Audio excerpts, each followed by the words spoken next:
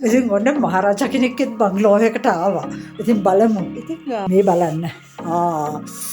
තියාගන්න. වා. කාශ්මීරයේ නිසා සදාකාලික අරගලයක පැටලිලා ඉන්න ඉන්දු පාකිස්තාන් ගැටුමේ ඉතිහාසය ගැනයි අපි අද කතා කරන්නේ. අවුරුදු 89ක පාලන කාලයකින් පස්සේ බ්‍රිතාන්‍ය ජාතිකයෝ ඉන්දියාව අතෑරියේ හැමදාම පත්තු වෙන්න බෝම්බයක් අටවලයි. දිගින් දිගටම පත්තු වෙන මේ බෝම්බය නිසා මේ වන විට අහිමි වුණ ජීවිත ඒ වගේම දේපල ප්‍රමාණය අති විශාලයි. බ්‍රිතාන්‍ය ජාතිකයෝ ඉන්දියාවට නිදහස දෙන්නේ 1947 දී. 1947 මේගොල්ලෝ ඉන්දියාව ඒගොල්ලන්ගේ පාලනයේ කිරීටයෙන් අත අරින්නේ ඉන්දියාව හා පාකිස්තානය යනුවෙන් ඒගොල්ලන්ගේ පාලනය යටතේ තිබුණ බ්‍රිතාන්‍ය ඉන්දියාව දෙකඩ කරමින් මේගොල්ලෝ මේ ඉන්දියාව සහ පාකිස්තානය නිර්මාණය කරන්නේ භූගෝලීය සාධක සලකලා නෙමෙයි. මේක ඒගොල්ලෝ බෙදුවේ ඍජුවම ආගම පදනම් කරගෙන. බ්‍රිතාන්‍ය ඉන්දියාව තුළ ස්වාධීන පාලනයක් සහිත වුණ කුමාර රාජ්‍ය 550කට වඩා තිබුණා. ඒ වෙලාවෙදී ජම්මු කාශ්මීරය ඇර අනිත් සියලුම රාජ්‍යයන් ඉන්දියාව සමග එකතු වුණා. ජම්මු කාශ්මීරයේ පාලකයා වුණ මහරජා හරිසිං තීරණය කරේ තමුන් ස්වාධීන රාජ්‍යයක් විදිහට පවතිනවා කියලා. හරිසිංගේ ඒ තීරණය එදා 77කට වඩා වැඩි මුස්ලිම් ජනතාවගේ සිහින කඩා බිඳ වැටෙන්න හේතු වුණා. බලවත් රාජ්‍යයන් දෙකකට මැදි වුණ කාශ්මීරයට 1947 ඔක්තෝබර් මාසයේදී පාකිස්තානයෙන් ප්‍රහාරයක් එල්ල වෙනවා. ඇත්තටම මේ ප්‍රහාරය සිද්ධ වෙන්නේ කාශ්මීරය ඉන්දියාවට එකතු වෙයි කියන බය නිසාමයි. මේ ප්‍රහාරයෙන් ඔවුන් කාශ්මීරයෙන් 30ක පමණ ප්‍රමාණයක් අත්පත් කරගන්නවා. කරන්න දෙයක් නැති වුණ හරිසිං යුද ආධාර ඉල්ලගෙන ගියේ ඉන්දියාවට. ඉන්දියාවේ ආණ්ඩුකාරයා වුණ මවුන්ට් බැටන් සාමි යුද ආධාර දෙන්න ඉන්දියාවත් සමග එකතු වෙන්න කියලයි කොන්දේසිය දැම්මේ. ඒ අනුව හරිසිං 1947 ඔක්තෝබර් 26 වෙනිදා කරන්න දෙයක් නැති තැන මේ ඉන්දීය පාලනයට එකතු වෙන්න ගිවිසුම් අත්සන් කරා.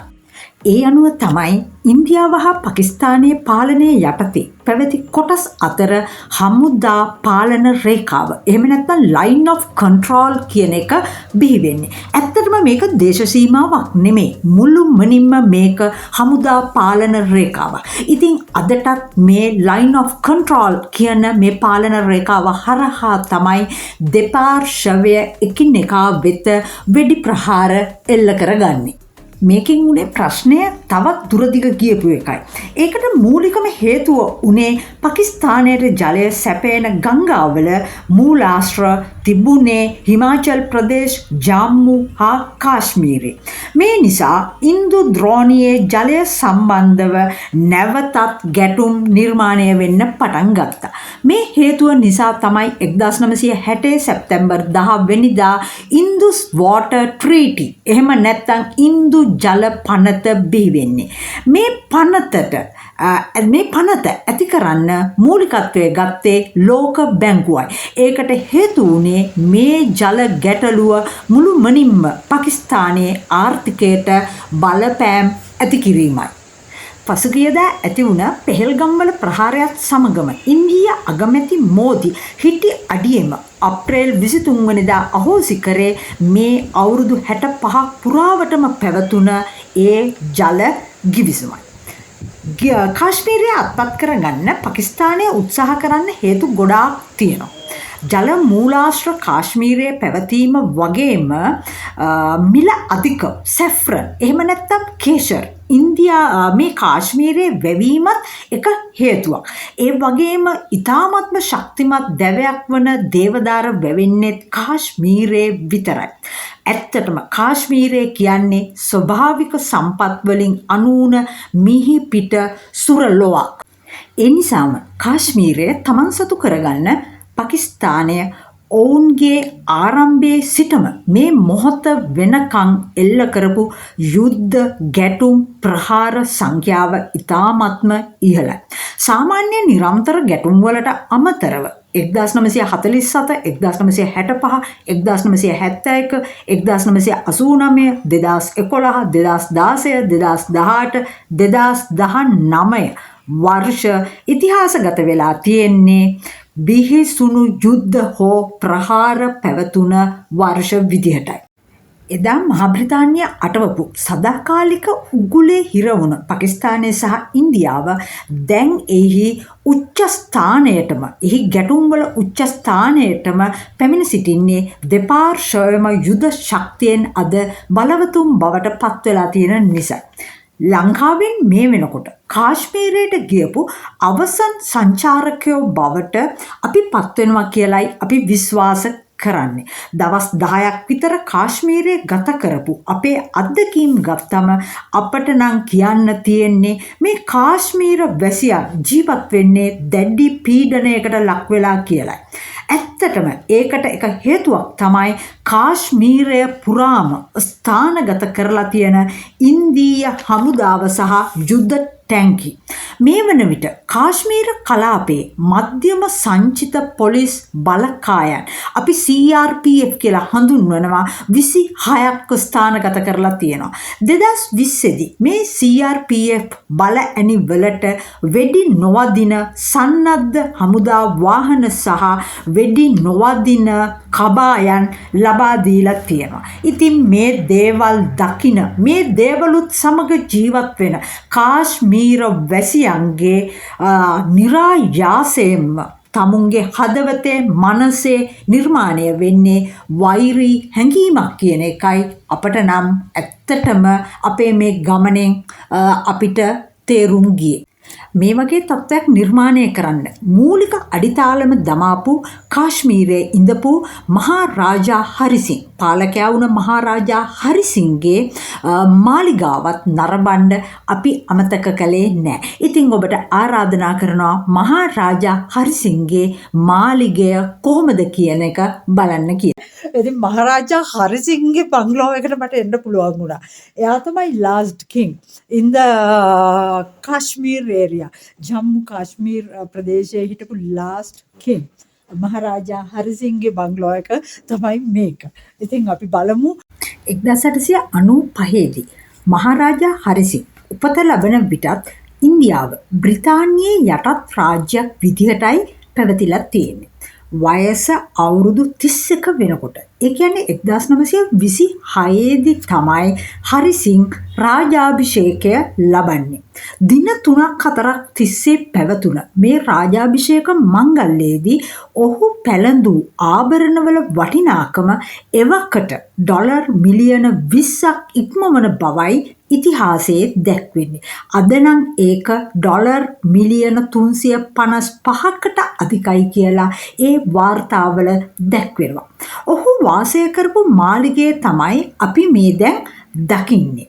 මුළු මනින්ම දේවදාර ලීයෙන් වගේම කළු ගණන් නිර්මාණය කරපු එම මාලිගය අද මේ වන විට වයස අවුරුදු 99ක් ඉක්ම වෙනවා. මහරජාගේ බෙඩ්රූම් එකේ තමයි මම ඉන්නේ. ඉතින් එයාගේ බෙඩ්රූම් එක and එයාගේ ඇඳන් මේ එයාලගේ cupboards මේ everything මේකේ තියෙනවා මේ ඇඳ ළඟම fireplace එකක්. ඉතින් මේකේ වැදගත්ම දේ තමයි මෙච්චර කාලයක් වෙනවා මේ ලෑලි වලින් ලී වලින් හදාපු මේ ගෙවල් තාම හොඳට තියෙනවා. මේ ලී අරගෙන තියෙන්නේ ඔක්කොම මේ අපි එනකොට දකින්න දේවදාර ට්‍රීස් වලින් තමයි අරගෙන තියෙන්නේ. මේ දේවදාර ලීය ගොඩාක් ශක්තිමත් ලීයක්. ඉතින් මේ තියෙන තව ඒරියා එකක් looking same. තවත් දේවල් තියෙන මට පේන පොඩි පොඩි weapons වගේ දේවලුත් තියෙනවා. හරි අපි යන්න එහාට. ස්ටීල් ජැකට්ස්. ඉතින් ඒත් එක්කම මට අයිඩියා එකක් ගන්න පුළුවන් දේ තමයි මේක. කවුරුවත් නැත්නම් කවුරුවත් අම්මා එක ගොඩාක් බරලන්න. තියාගන්න. වා මේවා පාවිච්චි කරන්නේ මං හිතන්නේ ෂොට්ගන්ස් හස්බන්ඩ් නම් ගෙන කල්කටස් වගේ ලෝකලි හදපු මේ ගොල්ලන්ගේ යුද්ධ කරපු සටන් කරපු ආයුධ තමයි මේ තියෙන්නේ ඒත් එක්කම මේවා මේ කඩු ෆයිට් ඒවා කරපුවා they are mentioning don't touch you will be fined 200 okay oh yeah everywhere we can see fireplaces I think මේ ඔරලෝසුත් නම් කොහොමද කියන්න බෑ ඒ කාලෙද මේ කාලෙද කියලා ඉතින් මේ dressing tables ඉතින් අපි දැන් අද කාලෙත් පාවිච්චි කරන විදිහේ අල්මාරියක් තමයි මේක තියෙන්නේ. දැන් හරිසිංගේ අල්මාරියද කියන එක නම් not sure. ඒක තමයි. වෙන්න තියෙනේද? ඔන්න ඉතින් කිංගේ බංග්ලාව එකේ අපිට කිංගේ බංග්ලාව නෙමෙයි කිංග්ස් පැලස්. කිංගේ පැලස් එකෙන් එළියට යන්න තමයි ඔන්න දැන් හදන්නේ. යන් අපි බලන්න මේකේ ඩවුන් ස්ටේර්ස් පල්ලෙහාටත් තියනවා. ඉතින් අර මහින්ද රාජපක්ෂ මහත්තයාගේ බින්ගෙවල් වගේද දන්නේ නැහැ. මේක තමයි ඩවුන්ස්ටේර්ස් ලස්සනයි beautiful really nice yes wow very nice මහරජා හරිසිං Hindu භක්තිකයෙක් වුණාට 1947 වෙනකොට මේ ජම්බු කාශ්මීරයේ ජනගහනයෙන් 77%කටත් වඩා වැඩි ජනතාවක් මුස්ලිම් ජාතිකයෝ තමයි ජීවත් වෙලා තියෙන්නේ. ඉතින් තමුන්ගේ බල ලෝභය ඒ වගේම තමුන්ගේ තියෙන ජාතික සහ ආගමික මමත්වය නිසා මහරජා හරිසිං තීරණය කරා ස්වාධීන රාජ්‍යයක් විදිහට තමුන් තවදුරටත් පවතින්න. ඇත්තටම ඒ වෙනකොට 77% ඉක්මවලා හිටපු මුස්ලිම් ජනතාවගේ ඒ වෙනකොට තිබුණ බලාපොරොත්තුව තමයි මුස්ලිම් රාජධානියක් වුණ පාකිස්තානය මුස්ලිම් රාජ්‍යයක් වුණ පාකිස්තානයට එකතු වීම. ඉතින් ඒ සියලු දෙනාගේම සිහින සුණු විසුණු කරමින් මහරජා හරිසිං එදා ගත්ත තීරණය නිසා අද දවසේ මතුවට ඉන්දියාව සහ කාශ්මීරය පවතින තාක්කල් මේ යුද්ධ ගැටුම පවතින ආකාරයට තමයි මේ ප්‍රශ්නය විසඳුනේ. ඉතින් ඇත්තෙන්ම ඉන්දියාව සහ පාකිස්තානය සදාකාලිකවම හතුරු වෙසින් ඉදිරියටත් ගහගන්නවා ඇති.